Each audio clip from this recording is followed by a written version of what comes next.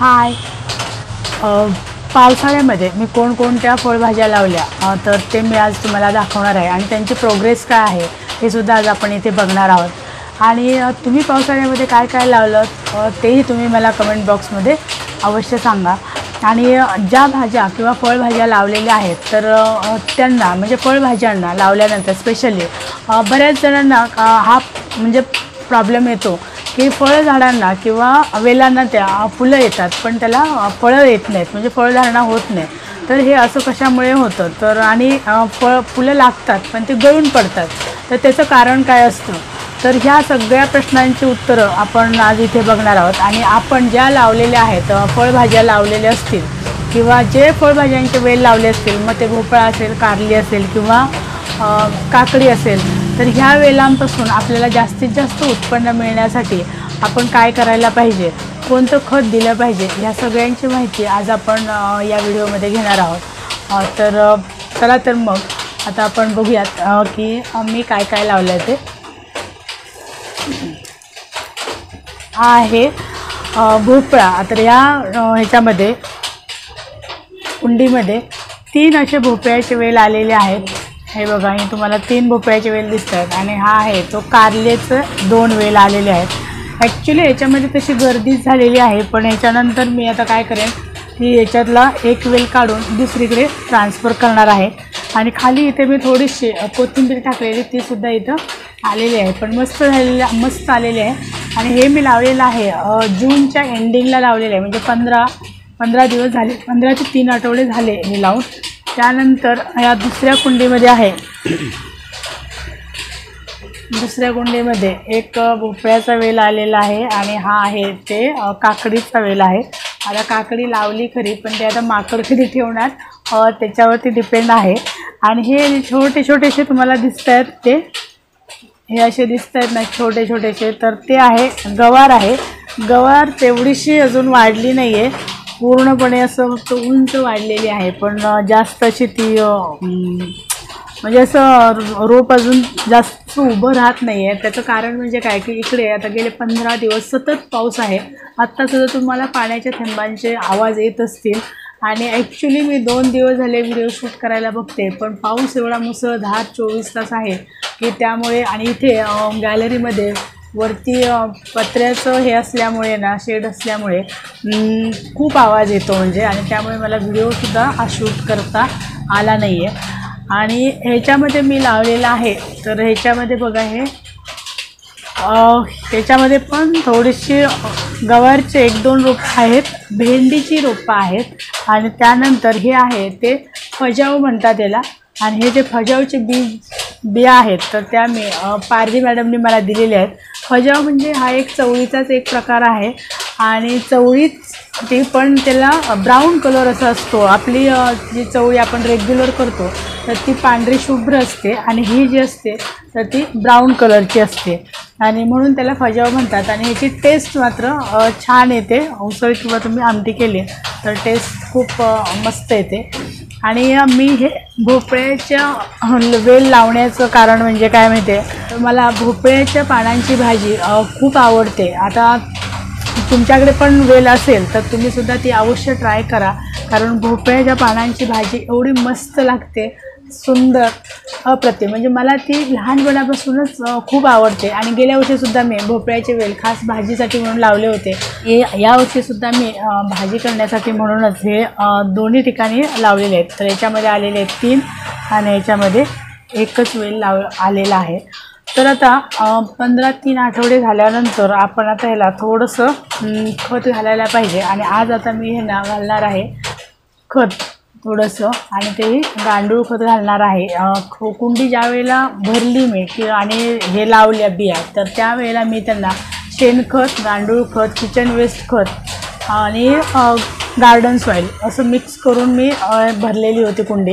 पण आता 15-3 आठवड्यानंतर थोडंसं याला खत घातलं पाहिजे, म्हणजे ह्या वेलांना थोडासा सपोर्ट पण मिळेल आणि ते चांगले असे उभा राहतील, आणि खतसुद्धा मिळेल। आणि इथे हे बघा, प्रत्येक याला मी अशी काठी लावलेली आहे, जेणेकरून वेल, आता थोडेसे हे छोटेसे वेल आहेत, पण त्यानंतर मी असे त्याला बांधणार आहे आणि या काठीवरती सोडणार आहे. ही काठी खूप छोटी आहे पण मी ग्रिलच्या जवळच ठेवणार आहे, त्यामुळे ते नंतर ग्रिलवरती असे वरती जातील.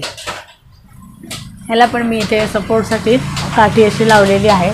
वेलवर्गीय सगळ्याच झाडांना तुम्ही अशी काठी छोटे असताना काठी लावली पाहिजे, म्हणजे ते त्यांना सपोर्ट मिळतो आणि ते त्याला गुंडाळून असे वरती जातात.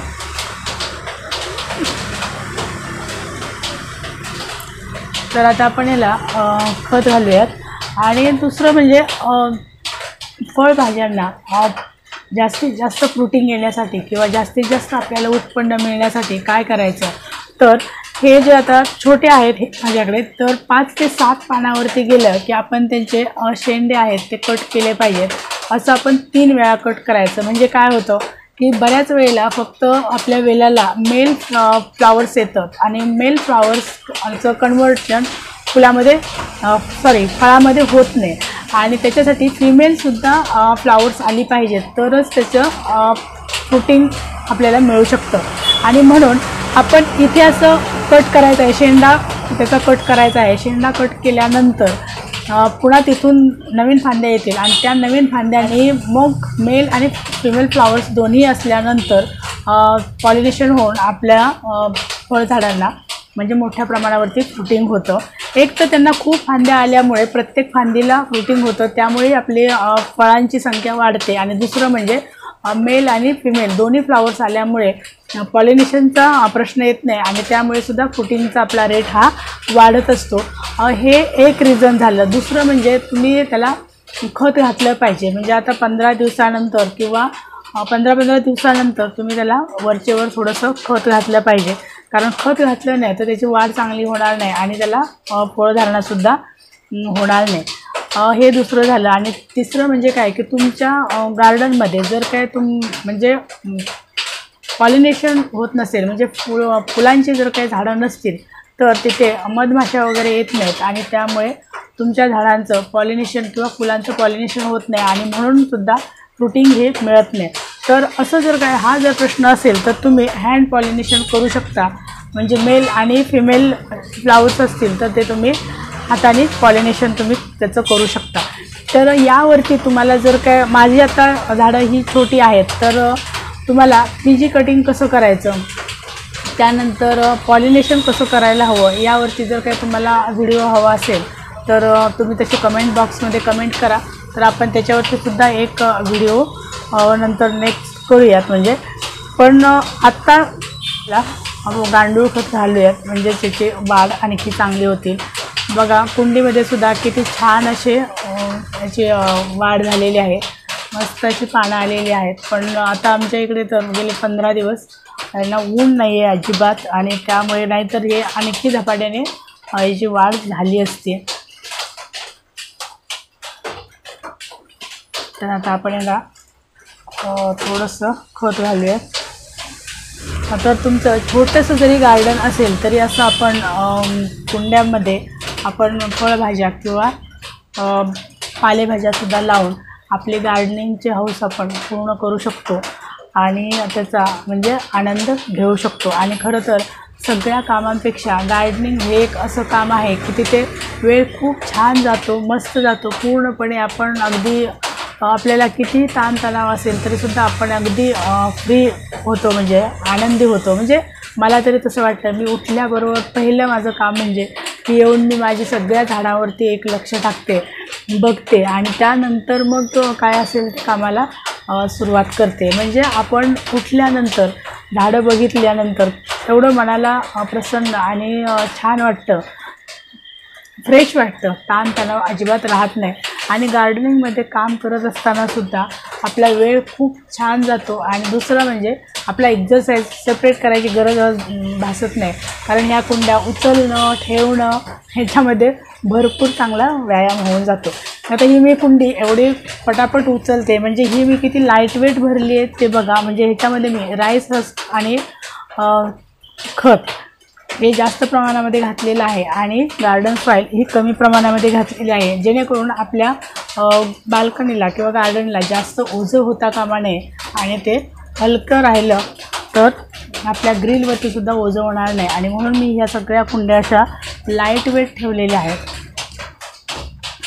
तर चला तर आपण याला खत घालूया.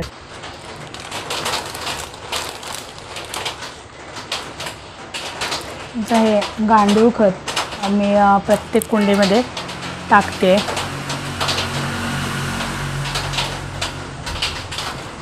जेणेकरून त्यांची वाढ ही झपाट्याने झाली पाहिजे. आणि टाकून झाल्यानंतर हे असं थोडंसं तुम्ही मातीमध्ये ते मिक्स करून घ्यायचं आहे. आता याची माती मी ऑलरेडी मोकळी केलेलीच होती, त्यामुळे मी आता मोकळी केली नाही, डायरेक्ट मी ते खत टाकलं. पण तुम्ही जर माती मोकळी केलेली नसेल तर माती मोकळी करून घ्या आणि मग ते खत टाका आणि असं मिक्स करा. आणि खत टाकल्यानंतर त्या झाडांना थोडेसे भर घालण्याची सुद्धा गरज असते. 15-3 आठवड्यानंतर मग भरसुद्धा होते आणि त्याला खतसुद्धा मिळतं. मातीमध्ये मिक्स केलं की ते खत झाडांच्या मुळांना लवकर मिळतं आणि आपल्या झाडांची वाढ ही चांगली होण्यास मदत होते. ॲक्च्युली ह्याच्यामध्ये पण मी एक कारल्याचा वेल लावलेला आहे, पण तो आला नाही आहे. अजून येणार असेल तर माहिती नाही. आणि थोड्या दिवसानंतर याला थोडंसं सपोर्टिंगला आपण मातीची सुद्धा भर घालायला पाहिजे. ही गवारीची रोपं जी आहेत ना ती एकदम अशी नाजूक आलेली आहेत, कारण त्याला ऊन अजिबात मिळालेलं नाही आहे आणि ऊन न मिळाल्यामुळे ते तशी वाढलेली नाही आहेत अजून. हे बघा इथे मी हे गोंड्याचं लावलेलं होतं, पण ते अजून काही त्याला रुजलं नाही वाटतं, ते बावणार असं दिसतंय. ते खूप एवढा पाऊस सुरू आहे. तर तुम्ही कुठून व्हिडिओ बघतात आणि तुमच्याकडे पाऊस आहे का, तर ते तुम्ही मला कमेंट बॉक्समध्ये अवश्य सांगा. आणि तुम्ही कोणकोणत्या भाज्या लावलेल्या आहेत. अरेका पाम आहे, तर त्याच्यामध्ये मी सुद्धा हे 2 बिया टाकलेल्या, तर तिथे सुद्धा हे बघा हे 2-3 आलेले आहेत. असं मी प्रत्येक कुंडीमध्ये जिथे जिथे जागा थोडीशी रिकामी होती ना, तर तिथे मी हे फजावच्या बिया टाकलेल्या आहेत. कारण हा एक चवळीचाच प्रकार आहे, त्यामुळे हे काय खूप असं मोठा वेल येणार नाही आहे. पण ज्या कुंड्यामध्ये थोडीशी जागा रिकामी होती तर तिथे मी हे बिया टाकून दिलेले आहेत आणि त्या चांगल्या आलेल्या आहेत. खत घालून झालेलं आहे. आणि आता हे आणखी थोडेसे वाढल्यानंतर याला पोटॅशियमयुक्त आपण खत घालणार आहोत. आत्ता आपण जे खत घातलं ते गांडूळ खत घातलं. गांडूळ खतामध्ये नायट्रोजन मोठ्या प्रमाणावरती असतो आणि नायट्रोजनची ही आत्ता वाढीच्या काळामध्ये खूप गरज असते झाडांना, आणि म्हणून आपण आता हे खत घातलं. आता यानंतर आपण ज्या वेळेला त्याला फळं येतील किंवा फुलं येतील, फ्लॉवरिंगला येईल, त्यावेळेला त्याला पोटॅशियमयुक्त आपण खत घालणार आहोत. तुम्हाला भोपळ्याची भाजी आवडते का, तुम्ही कधी खाल्ली आहे का, ते सुद्धा मला तुम्ही कमेंटमध्ये सांगा. आणि आज आपण इथेच थांबूयात. व्हिडिओ इथंपर्यंत बघितला त्याबद्दल थँक्यू. व्हिडिओला लाईक, शेअर आणि सबस्क्राईब करा आणि सपोर्ट करा. Thank you so much.